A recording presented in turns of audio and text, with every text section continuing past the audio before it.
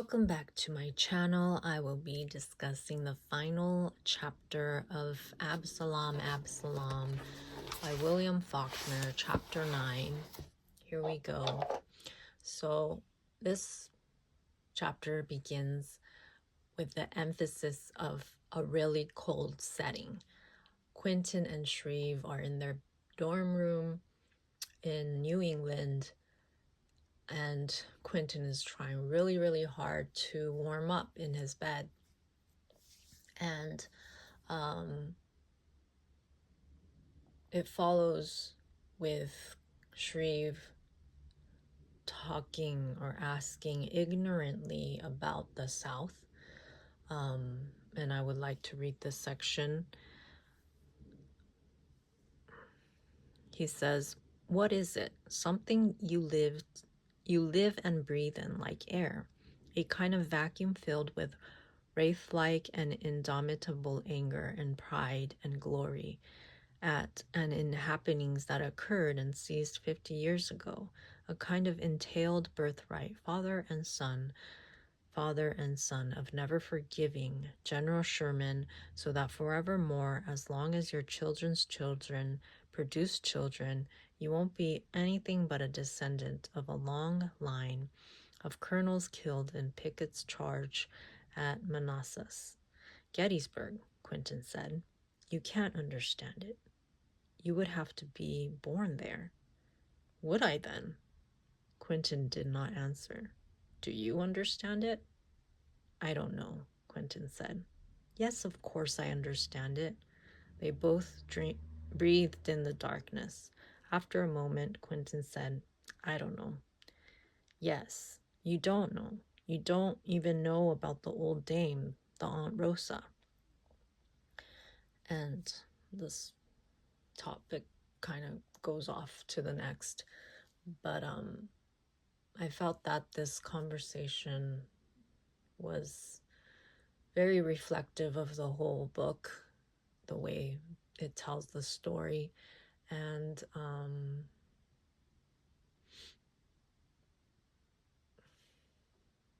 similar to how Quentin has a difficult time adapting to this cold weather, cold environment as a Southerner. He's not used to the cold compared with his Canadian roommate. What he represents as a Southerner, the things that he carries, the things that were put on him as a Southerner, the environment, the stories of Supin. He did not even care about the story of Supin until a few months or a year ago, until Miss Rosa told him about it. Although it was in his environment, he probably heard about it. He probably passed by he visited the location. So it was in his environment, but he didn't really know the details. And even now, he knows the details. He was never there. And so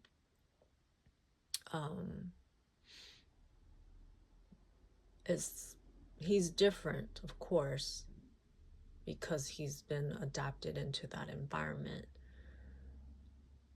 compared with Shreve, to carry this burden, this an identity of being a Southerner. However, he isn't also that much different from Shreve because he was not there. And I think that's pretty much that whole ambiguous, confusing thing about being a descendant, being the next generation, carrying all the consequences or the the damages that were done by our previous predecessors or whatever, is kind of like pretty much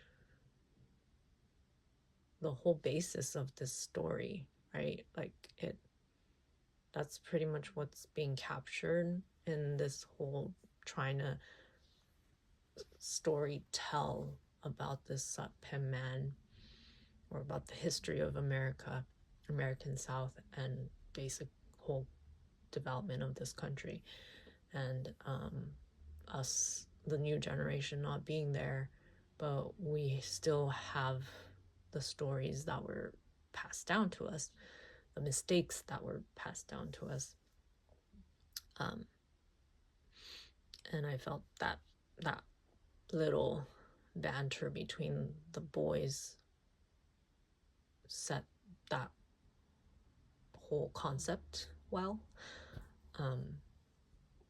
But after that, Quentin reflects on the time when the last time he visits Sapin 100 with Miss Rosa to discover what is being hidden still to this day. Well, not to this day, but like till at that point, what's being protected under the Sapin 100. And so this is the whole point of the book. The whole point of the story is that Rosa is looking for some young man to help her take her back to Sapin 100 to find what is being protected, what is secretly being hidden still there at that point. And that's why Quentin was chosen, and he is given all this burden. She unloads onto him the story of Sapin because of this goal she has. And so it comes full circle. You get a glimpse of it in the first chapter, I think, I remember, but you don't know why until you finally reach to the end, pretty much, that this was her whole goal from the beginning. And it comes full circle, it concludes, and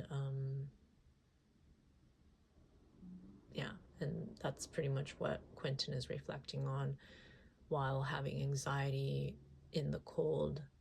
The anxiety is mimicking the cold, or vice versa. And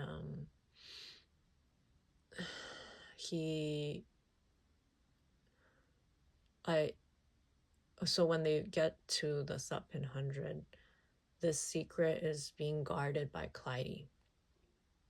And this is where I reflect on her as well. Clyde's identity. Does she identify as a Sapin or a slave? Now, a freed slave with the end of the war.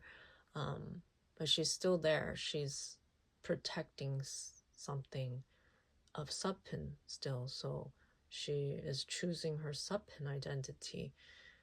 And it illustrates that whole complexity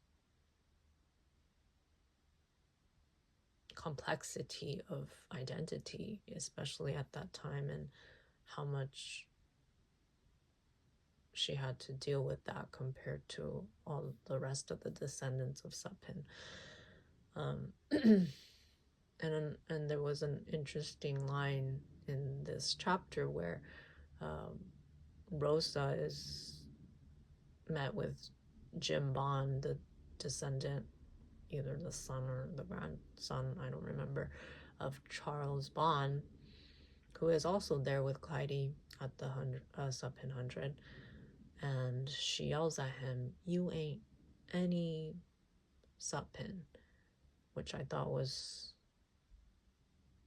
interesting because she is the least of Sapins, and she's never even through law a Sapin, yet she is defending that name towards someone that carries the actual blood of Sapin.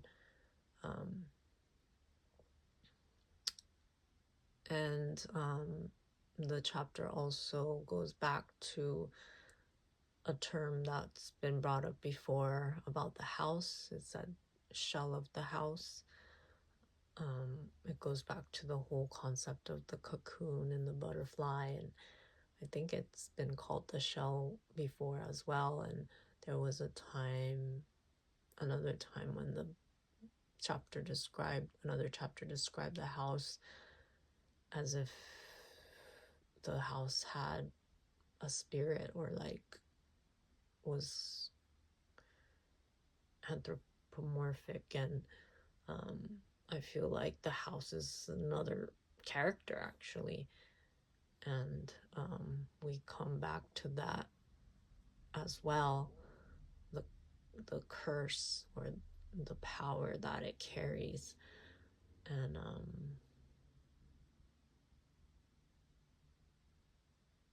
yeah, and then we end the whole book, with Quentin defending himself after Shreve asks him, "Why do you hate the South?"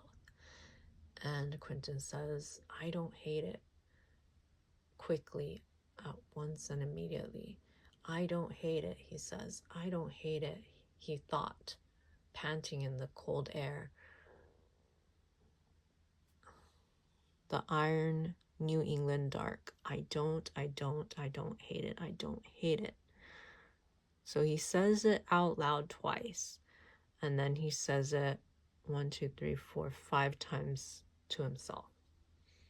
And at first I thought it was weird, because it was like the first time I felt a definite, strong emotion from Quentin, and I was like kind of thrown off.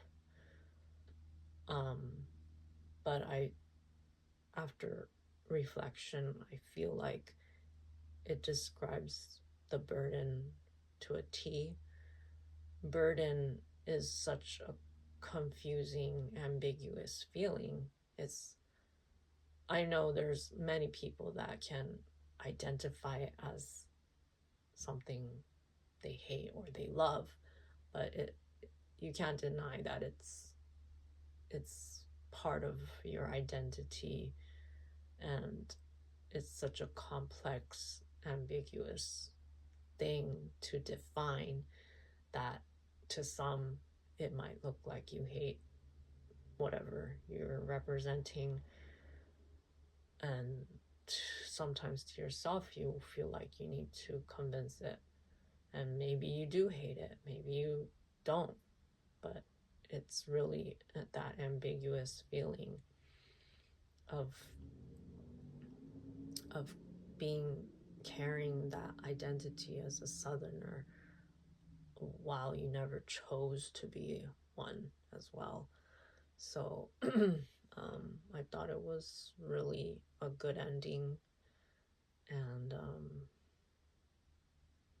I think my final thoughts on the whole book, I felt that it captured a lot, or it helped me personally to understand what the South was like at that time. I know it's a fictional story, but Faulkner was raised there, and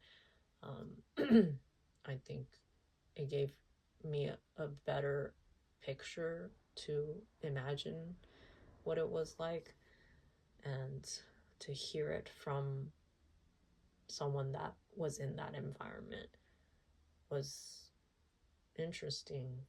And regardless of what the stance was for the people that agreed with slavery or not, it was obviously inhumane. And I think that the book really captures that. And there were people that were aware of that. It's an undeniably a feeling that you will get, that the inhumaneness of slavery, and but still it happened. And why would something like this happen? And I think it's really captured well by the portrayal of Thomas Satpin, his mentality of why this happened in our history. And and and you get to kind of follow his footsteps of how it developed, even though it's such an evil act, and what it means to be the generation after, even in reality, to carry this regardless of where we're from and regardless of what country we're from. Even we're all still, you know, acquainted with one another. And I think, and some other countries will have similar characteristics from their past as well. But it just really illustrates this imperfect human behavior of expansion. And greed makes it sound like it's a negative thing, and maybe it is, but the fact is that there's desire to want more in all of us. And I think that is like the basis of the cause of damage sometimes to others. And we must remember, we must carry this and reflect and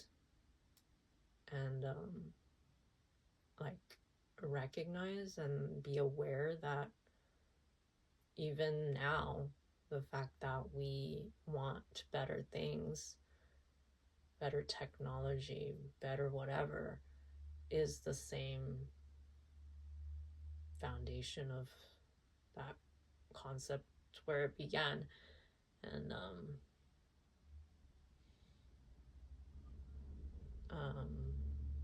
I think the book really helped me see that in general.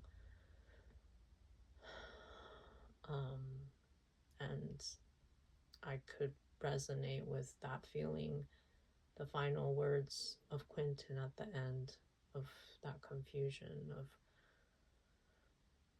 confusing feeling of whether we're contributing still to this day or not, identifying with it or not. And yeah, I think I will stop at that. That would be my conclusion and final thoughts of the book. I would say I gave it a 3 stars out of 5. It's not something I would just leisurely read.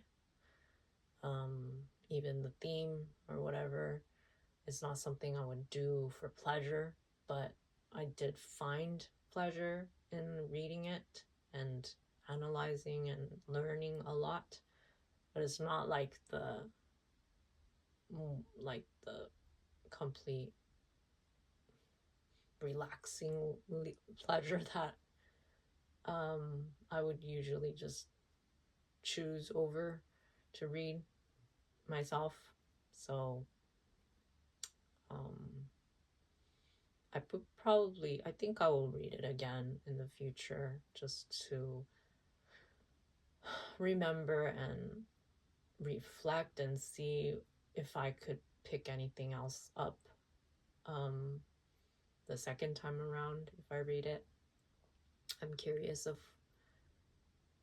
of that, of what I might find again if I try to read it again. But it is not the type of book that I would usually enjoy to read. I guess there wasn't really any characters that I could really root for. it was more, it felt more like a history book in a sense, but with interesting approach and the writing and the delivery of the story. It's nothing like what I've ever read before, so in that sense it was new and interesting, but it's not something that I could, it takes a bit of effort for me to read this type of book, and I know it's known as a difficult book, so that's a given, but I'm still very glad that I read it, and it wasn't as hard as I thought it would be. Um, and I feel like it's very important that I did read it personally, and it would be nice if everybody else could read it, but yeah, it's, oh, that's my final thoughts. And thank you for hanging out if you made it till this far. And I hope to try to do more reviews in the future. Goodbye.